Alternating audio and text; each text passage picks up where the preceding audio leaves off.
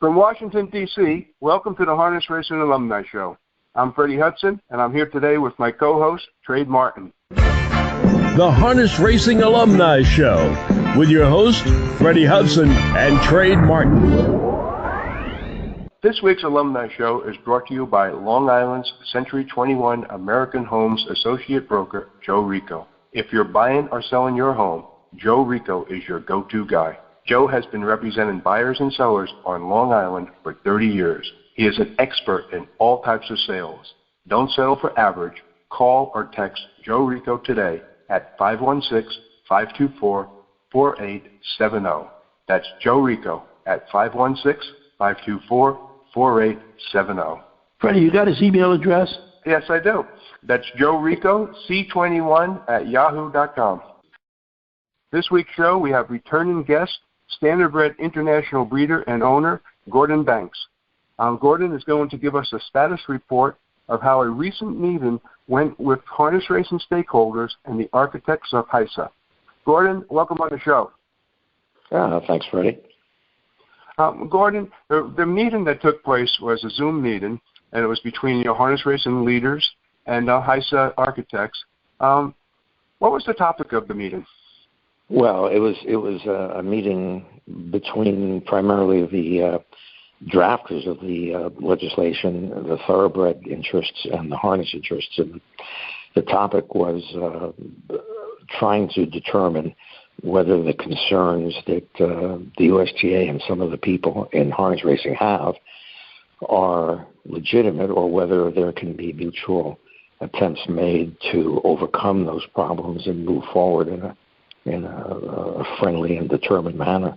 And I think in general the meeting went pretty well, and everybody left it feeling that there was a lot of room for action going forward.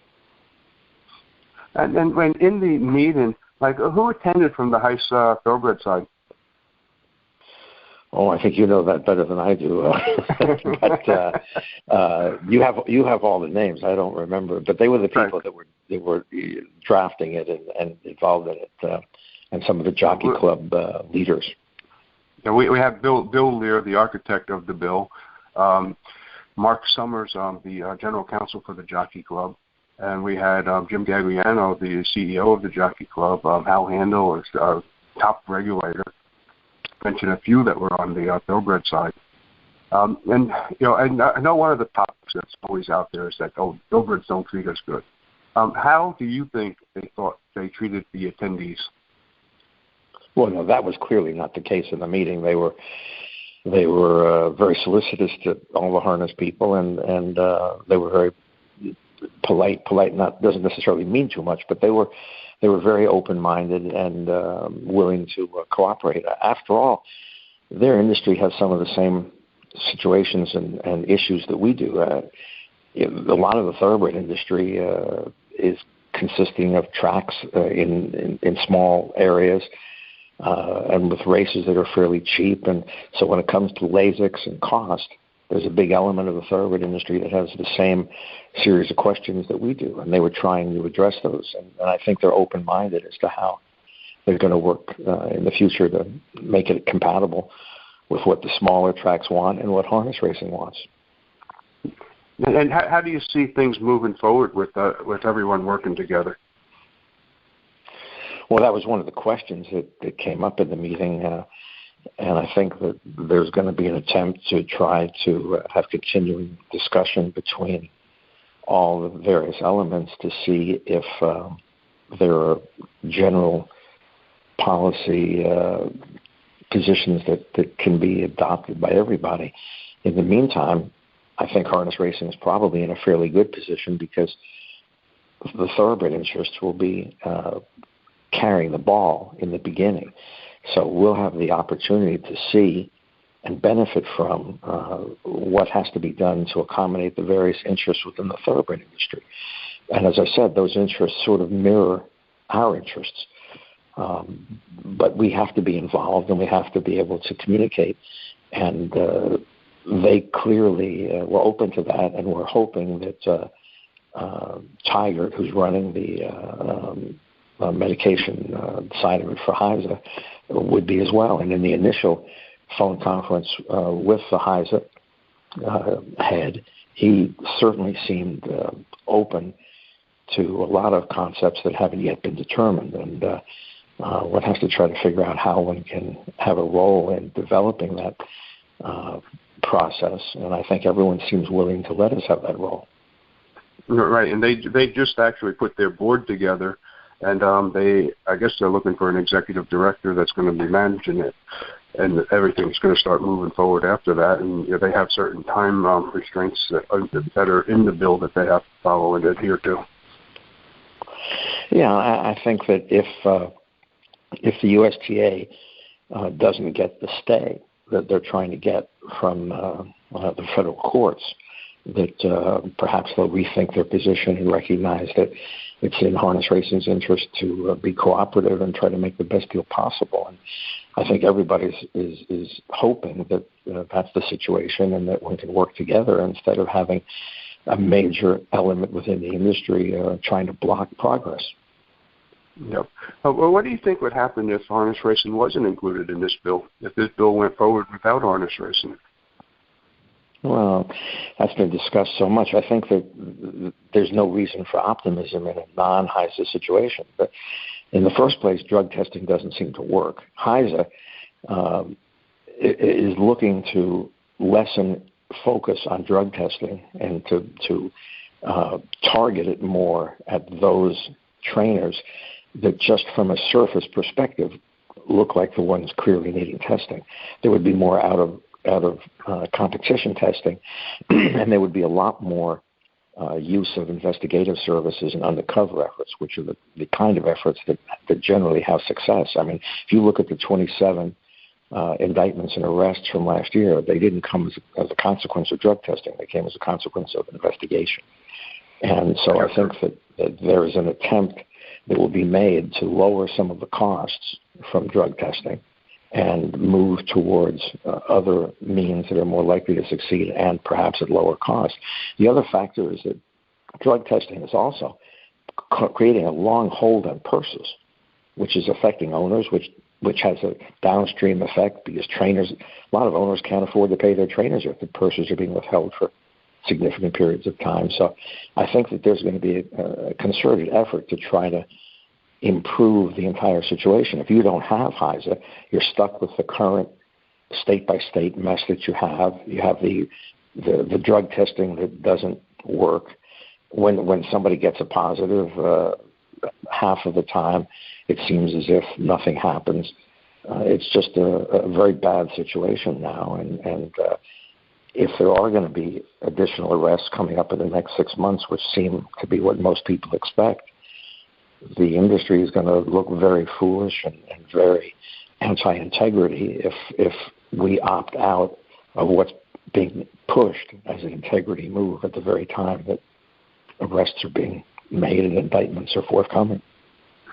Yeah, I kind of think that the indictments or the new indictments are going to come out probably within the next couple months. That's just from the field that I picked up. That's what most people seem to think.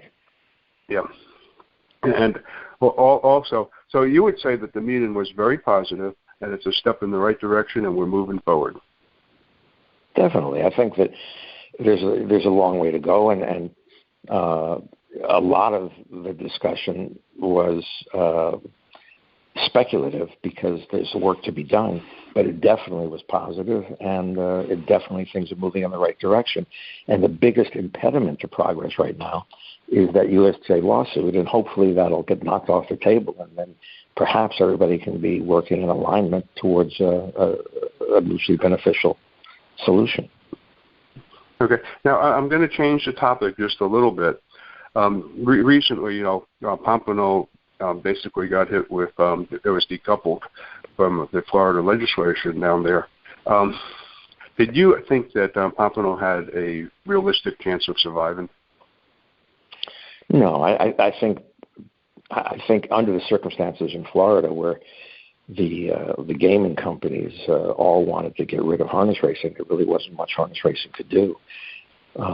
It was a long time coming, and they just had the thoroughbred interest, and the casinos just had too much sway. Dan Daly did a tremendous job in trying to save the situation.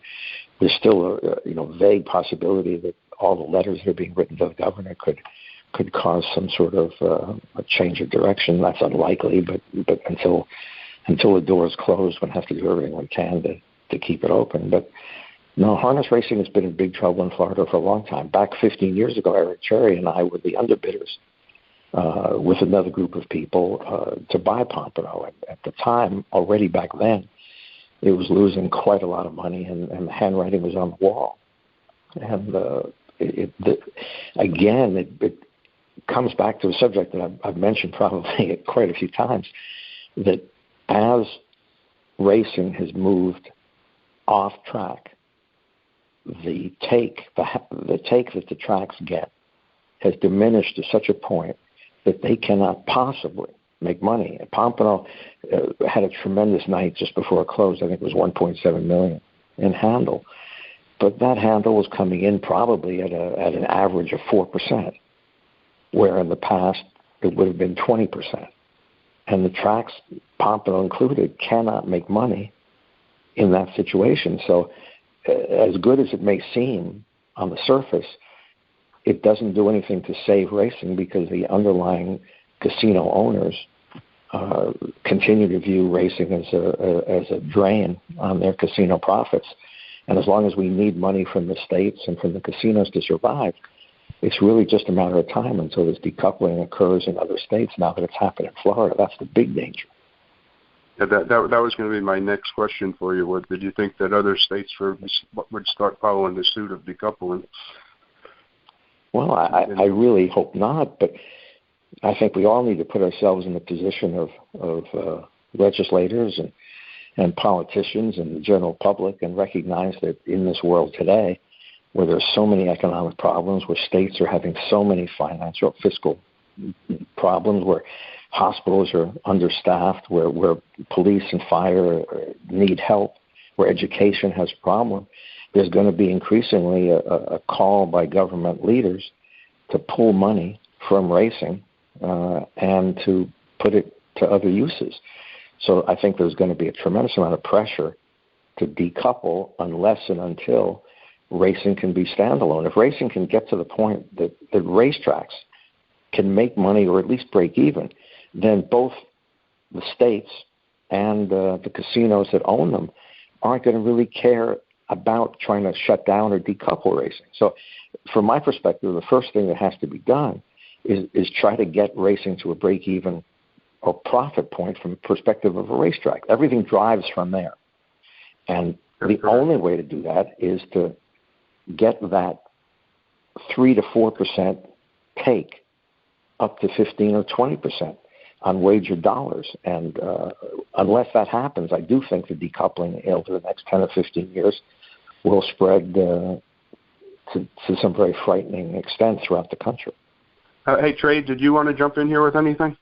I think that Gordon has covered it. You handled it. I'll tell you that. Thanks, Gordon. You really did great. It's always a pleasure. Talking to you two is like being in a room and just talking to friends. And I think that for more than that, I don't know how if this show gets listened to enough, because what you're trying to do is really important and really good for this industry, and it needs more people that do what you two are trying to do. Well, thank you, Gordon. Well, I'm going to throw an invitation out to you to be on our show as a guest host and to invite whoever you want to interview. Does it have to be about racing or anything? Let's try and keep it about racing. Hey, Gordon, are you going to Goshen at all? Are you going to Goshen? Possible. Goshen's early July. I'm going to be in New York in sometime in July and August, and then I'll be at the Hambo. If I can get there early enough, I will. I used to always go. I love that 2 or 3 day period. Yeah, I'm going to try my best to get up there too. And it's nice when you're there to look at the Harness Hall of Fame, and it's a fun 2 or 3 days. Yeah, my plans are to be up there for the Hambo this year. But anyhow, so maybe do a show at the Hambo. Oh yeah, absolutely, great idea. We can do that. That'd be great. Definitely do that. But Gordon, I want to thank you so much for being on the show. You were great as usual. And like I said, you got an invitation to be a host with anyone you want to talk to, anyone you want to talk to. Well, that's nice of you. I appreciate that. And best of luck to all of us and to the industry. Thank you so much. 954-655-5547. That's the number you call for all equine insurance. Bill Houghton, insuring standardbreds and farms for over 40 years. Bill knows the ins and outs of equine insurance. Call or text Bill at 954-655-5547. Bill Houghton, Equine Insurance. Call Bill now. That's a wrap for this week's broadcast. Thanks for listening, and don't forget to tune in next week. The Harness Racing Alumni Show